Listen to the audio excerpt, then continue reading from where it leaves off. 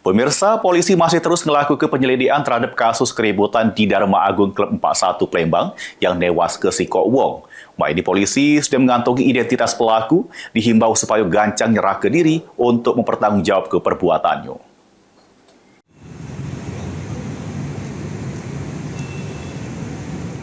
Subdit 3 Jatanras Direktorat Reserse Kriminal Umum Polda Sumsel sampai ini masih terus melakukan penyelidikan terhadap kasus keributan yang terjadi di Dharma Agung Klub 41 Palembang pada lebaran kedua dini hari, sehingga menyebabkan Sikok Wong meninggal dunia.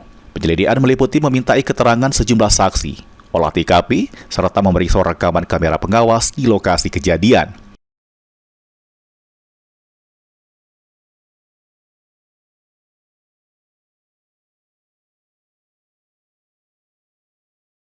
Kasubit Penmas Bid Humas Polda Sumsel, Kompol Putu Suryawan nyebut dari kejadian tersebut, anggota sudah mengantongi identitas pelaku yang ini masih dibebas. Kompol Putu juga menghimbau pada keluarga sama pelaku supaya gancang nyerah ke diri untuk mempertanggungjawab perbuatannya.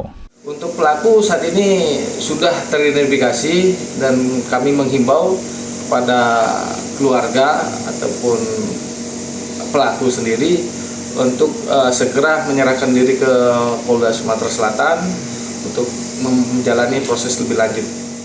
Mulyadi, PAL TV.